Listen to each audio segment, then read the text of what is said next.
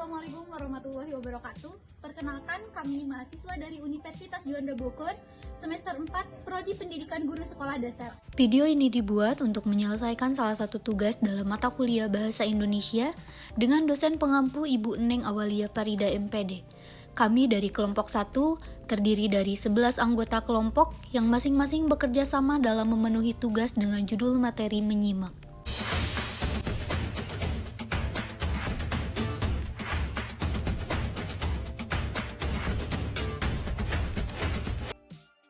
Sebelum masuk ke pembahasan lebih lanjut, izinkan kami memperkenalkan diri terlebih dahulu. Yang pertama yaitu saya sendiri, Sipa Puspitasari dengan NIM H211109. Yang kedua Septiani dengan NIM H21110. Yang ketiga Ramdan Sanjaya dengan NIM H21112. Yang keempat Solehudin dengan NIM H21113. Yang kelima, Anton Pahrudin dengan NIM H21114. Yang keenam, Aldi Hartono dengan NIM H21120. Yang ketujuh, Abdul Muhammad Ilham dengan NIM H21121. Yang kedelapan, Fitriani dengan NIM H21122. Yang kesembilan, Samsul Mutakin dengan NIM H21123. Yang ke-10, Neng Sania dengan NIM H21124. Yang ke-11, Ilmi Lestari Ningpuri dengan NIM H21125. Assalamualaikum warahmatullahi wabarakatuh. Bismillahirrahmanirrahim. Alhamdulillahirabbil alamin wa bihi nasta'inu ala umuri dunya waddin wassalatu wassalamu ala asrofil anbiya'i wal mursalin wa ala alihi wa sahbihi ajmain amma ba'du. Puji syukur marilah kita panjatkan kehadirat Allah Subhanahu wa taala sebagaimana telah memberikan semua kenikmatan kepada kita semuanya, baik itu nikmat sehat walafiat serta nikmat kesempatan sehingga kami di sini bisa berkumpul untuk mempresentasikan sebagaimana tugas yang diberikan dari dosen pengampu yaitu Ibu Neng Awalia Parida MPD dengan pembelajaran bahasa Indonesia yang berjudul menyimak. Oke, baik. Perkenalkan, kami di sini dari kelompok 1. Di sini saya beranggotakan 11 anggota. Sebelum ke pembahasan, yaitu pembahasan menyimak, langkah baiknya kita buka acara ini dengan membaca bismillah bersama-sama. Oke. Bismillahirrahmanirrahim. Alhamdulillah pembukaan sudah dibuka. Untuk itu mari kita melanjutkan lagi ke acara yang selanjutnya yaitu mengenai menyimak, pembahasan mengenai menyimak. Nah, bagaimana sih menyimak itu? Bagaimana tata cara menyimak yang baik dan benar? Nanti akan dipaparkan oleh teman-teman saya ya. Untuk lebih jelasnya langsung saja ke pemateri yang pertama. Untuk itu waktu dan tempat saya persilahkan kepada pemateri yang pertama.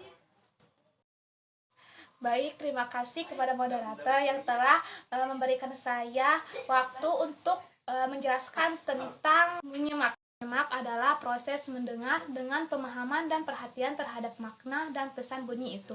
Jadi, di dalam proses menyimak sudah termasuk mendengar. Sebaliknya, mendengar belum tentu menyimak.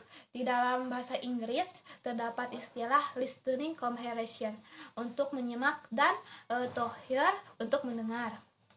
Menurut Purwadarminta 1984-941, menyimak adalah mendengar atau memerhatikan baik-baik apa yang diucapkan atau dibaca orang. Menyimak merupakan proses pendengaran, mengenal dan menginterpresentasikan lambang-lambang lisan, sedangkan mendengar adalah suatu proses penerimaan bunyi yang datang dari luar tanpa banyak memerhatikan makna itu. Menurut Tarigan 1993-20 mengemukakan pengertian menyimak sebagai berikut. Menyimak adalah suatu proses kegiatan mendengar lambang-lambang lisan dengan penuh perhatian. pemahaman, argumentasi, serta interpretasi untuk memperoleh informasi, menangkap serta memahami makna komunikasi yang disampaikan si pembicara melalui ucapan atau bahasa lisan. Baik, terima kasih kepada moderator telah memberikan waktunya kepada saya. Di sini saya akan menjelaskan apa itu tujuan menyimak. Adapun tujuan-tujuan menyimak menurut Karigan. Yang pertama, 1. Menyimak untuk mengkomunikasikan ide-ide, di mana orang menyimak bermaksud agar ia dapat mengkomunikasikan ide-ide, perasaan-perasaan, gagasan kepada orang lain secara lancar dan tepat. Yang kedua, menyimak untuk belajar, di mana orang tersebut bertujuan agar ia dapat memperoleh pengetahuan dari bahan ujian sang pembicara.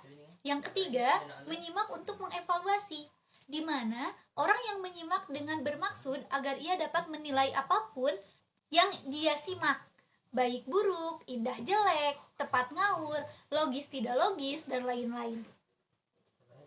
Adapun yang keempat, menyimak untuk memecahkan masalah, di mana orang yang menyimak bermaksud agar dia dapat memecahkan masalah secara kreatif dan analisis.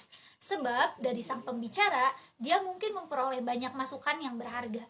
Yang kelima, menyimak untuk meyakinkan, di mana orang yang menyimak meyakinkan dirinya terhadap suatu masalah atau pendapat yang selama ini dia ragukan. Keenam, menyimak untuk mengapresiasi, di mana orang yang menyimak dapat menikmati serta menghargai apa-apa yang disimaknya.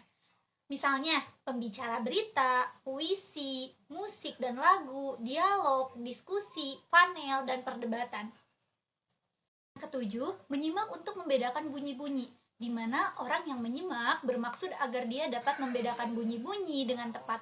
Mana bunyi 5 yang membedakan arti, mana bunyi yang tidak membedakan arti. Biasanya ini terlihat pada seseorang yang sedang belajar bahasa, yang asik mendengarkan ujaran pembicaraan asli. Yang kedelapan, menyimak untuk menikmati, di mana orang yang menyimak dengan penekanan pada penikmatan terhadap suatu dari materi yang diujarkan atau didengarkan atau dipagelarkan. Terima kasih kepada moderator yang sudah memberikan waktunya kepada saya untuk sedikit menjelaskan tentang jenis-jenis menyimak. Adapun jenis-jenis menyimak dalam pembelajaran bahasa Indonesia Sutari 1998-47 adalah sebagai berikut. Pertama, menyimak kreatif atau bisa disebut dengan creative listening. Yang kedua, menyimak sosial atau social listening. Yang ketiga, menyimak intensif atau intensive listening. Yang keempat, menyimak pasif atau passive listening. Yang kelima, menyimak selective listening. Dan yang terakhir, menyimak extensive atau extensive listening. Baik, sebelumnya saya ucapkan terima kasih kepada moderator yang telah memberikan waktunya kepada saya. Di sini saya akan melanjutkan materi yang selanjutnya, yaitu hal-hal yang perlu diperhatikan dalam menyimak.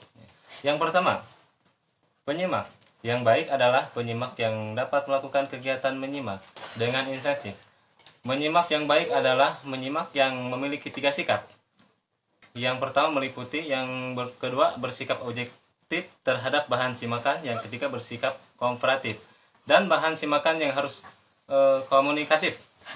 Yang kedua, pembicara adalah orang yang menyampaikan pesan berupa informasi yang dibutuhkan oleh penyimak. Ciri-ciri pembicara yang baik meliputi memandang suatu hal dari sudut pandang yang baru, mempunyai cakrawala luas, menunjukkan empati, mempunyai selera humor, dan memiliki gaya bicara sendiri. Yang ketiga, yaitu bahan simakan. Bahan simakan adalah pesan yang disampaikan pembicara kepada penyimak.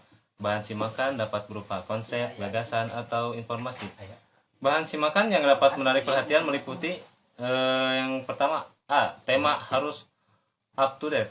Bahan-bahan terbaru yang muncul dalam kehidupan biasanya menarik perhatian. Yang kedua, tema pembicaraan jangan terlalu luas, karena jika cakupan pembicaraan tidak akan terjangkau oleh penyimak. Yang ketiga, tema dapat menambah pengalaman dan pemahaman. Yang keempat, tema bersifat sugestif dan evaluatif. Yang kelima, tema bersifat motivatif. Yang keenam, pembicara harus menghibur. Yang ketujuh, bahasa sederhana dan mudah dimengerti. Yang terakhir, komunikasi dua arah, memberikan kesempatan bertanya atau mengemukakan pendapat kepada penyimak. Baik, terima kasih kepada moderator yang telah memberikan waktu kepada saya. Di sini saya akan menyampaikan materi yang kelima, yaitu tentang proses menyimak. Proses menyimak adalah suatu kegiatan yang merupakan suatu proses.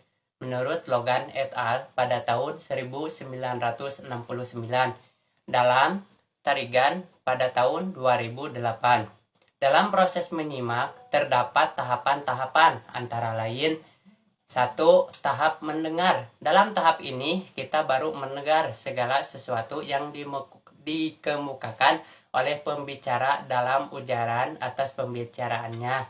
Jadi, kita masih berada dalam tahap hearing.